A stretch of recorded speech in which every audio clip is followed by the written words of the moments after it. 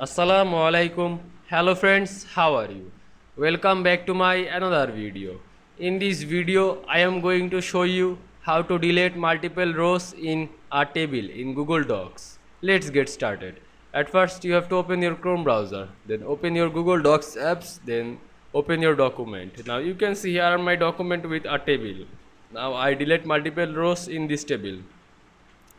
Just press a cell, then drag on your mouse to multiple rows. Now you can see I select 3 rows and I delete these multiple rows in this table. Just right click on this selected rows. Now you can see here are delete 3 rows option. Just press it.